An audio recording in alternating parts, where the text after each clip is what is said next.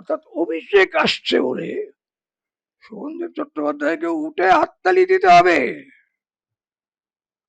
এই অসম্মান, এই অমর্যাদা ইতিহাসের পাতায় লেখা থাকে। সিটিং জাজ তার ছবিতে পা দিয়ে ঘষছি। এই যে জায়গাটা সরকারের দায়িত্ব ছিল না দেখার, সে কি করছে কেউ জানে না। হয়তো এটাই সিদ্ধান্ত ছিল, যদি আসে কিচ্ছু করবি না, ট্র্যাপ, ইউ নট নো। বারবার আইন ব্যবস্থাকে কন্ট্রোল করতে চাইতো বা চেয়েছে, আর এই পতনের পিছনে এটাও একটা কারণ। মেটেরিয়াল খুঁজে বার করা, এই মেটেরিয়াল খুঁজে বার করবে কিনা, করতে পারবে কিনা, করতে দেওয়া হবে কিনা, এগুলো সবই অন্য জায়গার থেকে রিমোট কন্ট্রোলে চলে। তারা যদি দায়িত্ব আর ক্ষমতার মধ্যে ফারাক করতে না পারেন, তাহলে ক্ষমতা তাদের গ্রাস করে। নমস্কার, আপনারা দেখছেন দ্য ইন্ডিপেন্ডেন্ট বেঙ্গল। আমি শিবম। সময়ের নিয়ম অনুসারে রাজ্যে এলো পরিবর্তন এবং তৃণমূল সরকারের বিদায়। এই বিদায়ের পর একাধিক মহলে একাধিক গুরুত্বপূর্ণ অ্যানালাইসিস আমরা ধারাবাহিকভাবে আপনাদের সামনে তুলে ধরছি। আজ এমন একজন ব্যক্তির কাছে আমরা এসেছি, যারা আমাদের চ্যানেল দেখেন, তারা চেনেন, জানেন, অত্যন্ত অভিজ্ঞ আইনজীবী পার্থ সেনগুপ্ত। প্রথমে স্যার, দ্য ইন্ডিপেন্ডেন্ট বেঙ্গলে স্বাগত। এই যে মুখ্যমন্ত্রী মমতা বন্দ্যোপাধ্যায়ের সাম্রাজ্যের পতন, যদি পতনটাকে আজকে বিশ্লেষণ করেন, কারণগুলো খুঁজে পান? মানে সাজানো গোছানো একটা বাগান যে মুখ্যমন্ত্রী এসে বসেছিলেন। কথাতেই তো বোঝা গেল কেন পতন। বললেন মমতা ব্যানার্জির সাম্রাজ্যের। যদি গণতন্ত্রে কেউ সাম্রাজ্য তৈরি করে, তাহলে তার পতন তো অবশ্যম্ভাবী। এটা কি কোথাও কি একটা মনে হয় যে অহংকার, অহংবোধ? কথা বলি, মানুষের কতগুলো বেসিক জিনিস মনে রাখতে হবে। চিরদিন কাহারও সমান নাহি যায়, আজি কে যে রাজাধিরাজ, কাল সে ভিক্ষা চায়। ফলে পদে গেলে যখন পদটা তাকে গ্রাস করে ফেলে,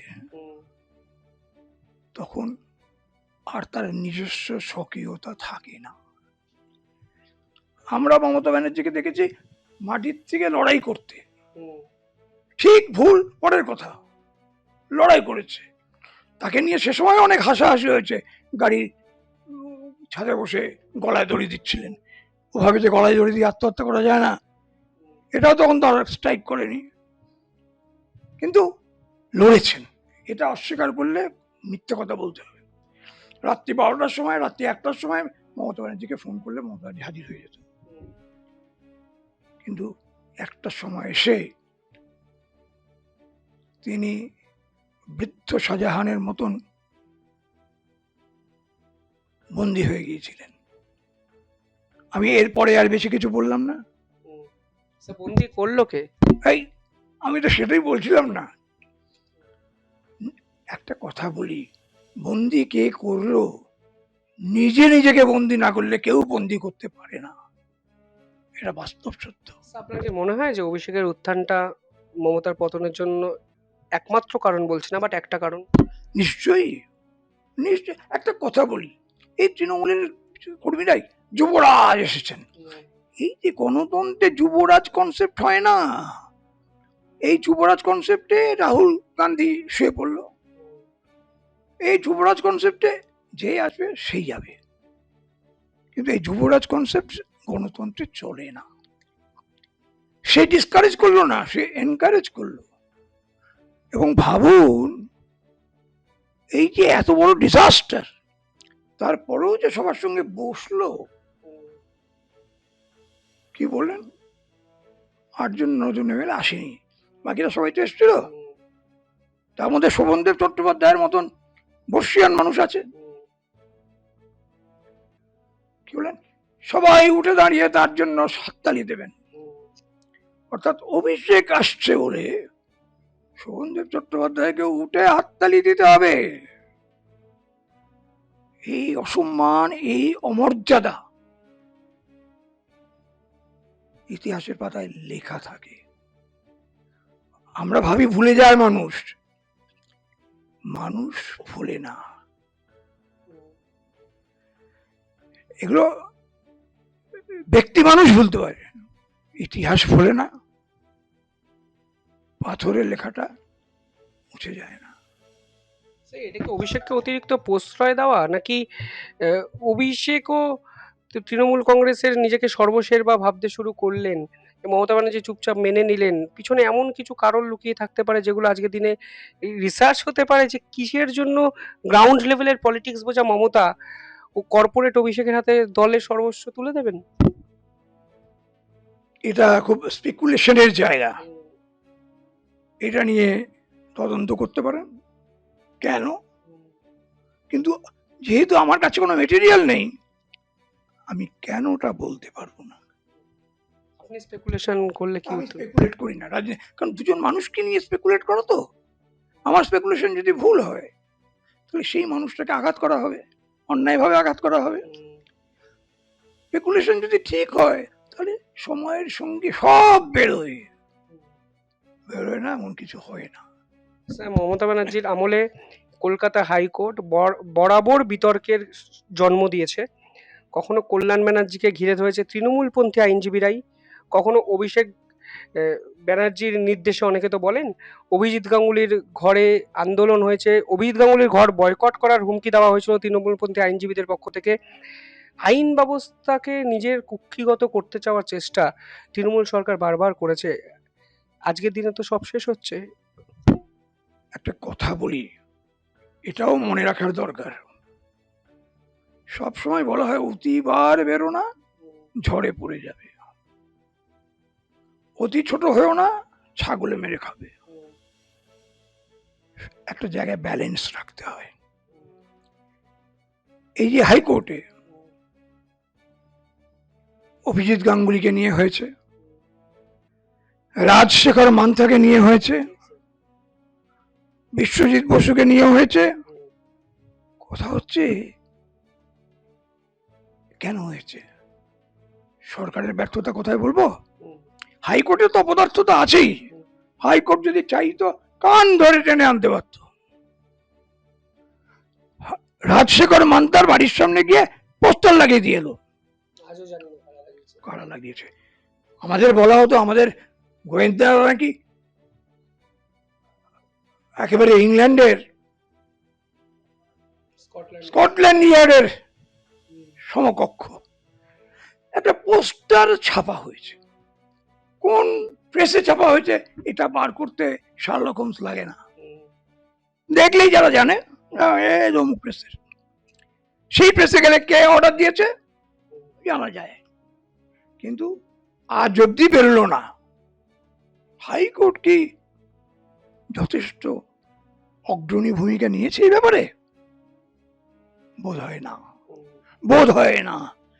কারণ আমাকে বলতে পারে তুমি কি করে জানলে হাইকোর্ট কিছু করেছে কি করেনি, তখন আমি একটি কথা বলতে পারি, ফলে না পরিচয় বৃক্ষ। কি করেছে বলো? তাই তো বলছি, ফল তো দেখতে পাচ্ছি না কিছু। বিশ্বজিৎ বাসুর কেস ঘরে যে মামলাকে ঘিরে এত কিছু হলো, আমি সেই মামলায় কিন্তু যারা ক্ষুব্ধ হতে পারত তাদের একজন,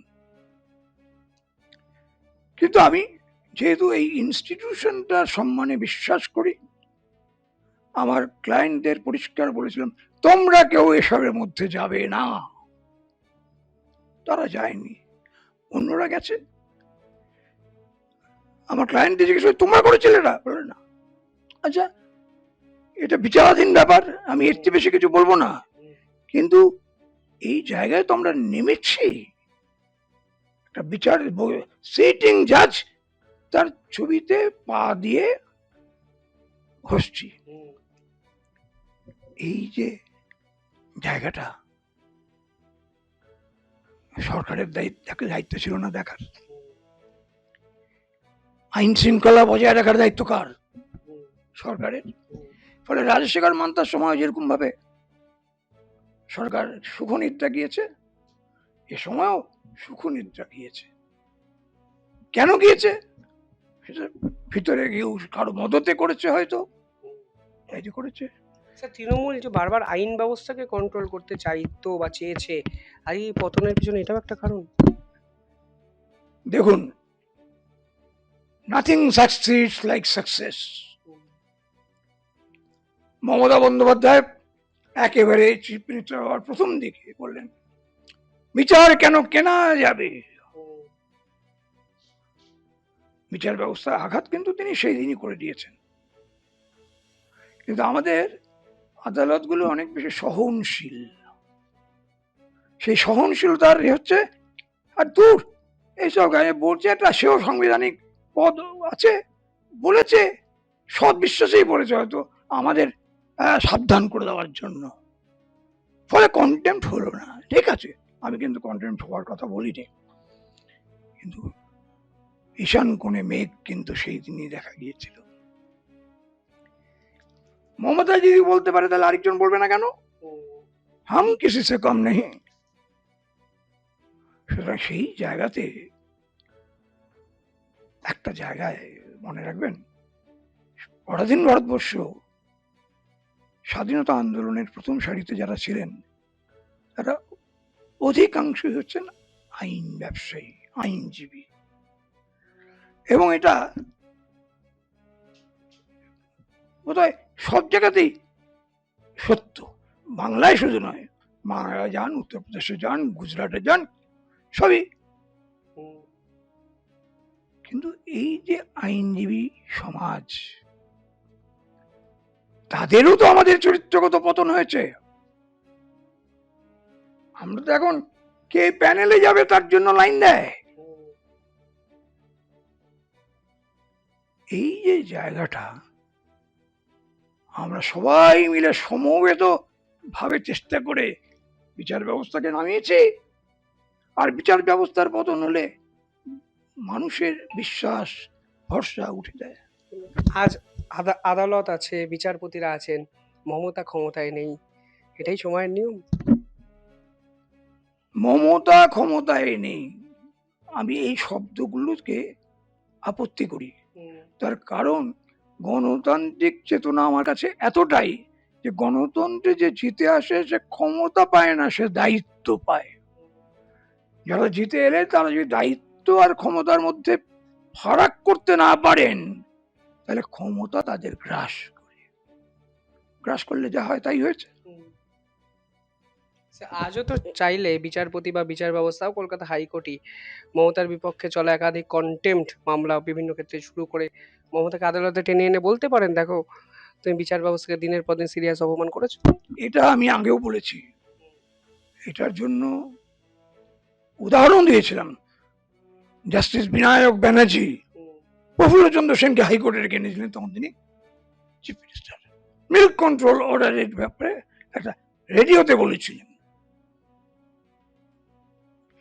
ইনজাংশন ছিল, সেখানে গিয়ে বলেছিলেন, পরের দিন ডেকে পাঠালেন হাইকোর্টে, প্রফুল্লচন্দ্র সেন এসে ক্ষমা চাইলেন, তবে ছাড়ল হাইকোর্ট। মেরুদণ্ড লাগে তো, একটা জিনিস মাথায় রাখতে হবে, কোথাও সোজা কথা সোজাভাবে বলতে গেলে মেরুদণ্ড লাগে, মেরুদণ্ড না থাকলে কিছু করা যায় না। এটা আমাদের সমাজ জীবনেও সত্য। শঙ্খ ঘোষের একটা কবিতা আছে হামা,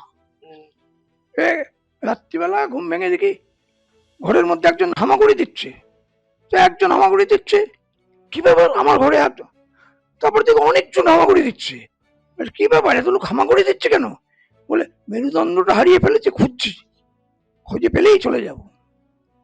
আপনার দীর্ঘদিনের এই রাজনৈতিক পরিসরকে দেখা এবং আইন পেশার সঙ্গে থাকা একজন ব্যক্তি হিসাবে আপনার কি চাহিদা, যে আপনার কি মনে হয় যে মেরুদণ্ড সোজা রেখে অন্তত হাইকোর্টের একবার নিজের ক্ষমতা বলে প্রাক্তন মুখ্যমন্ত্রীকে ডেকে বলা উচিত যে তুমি এই ধরনের কথাবার্তা বলে ঠিক করোনি, ডাকা উচিত?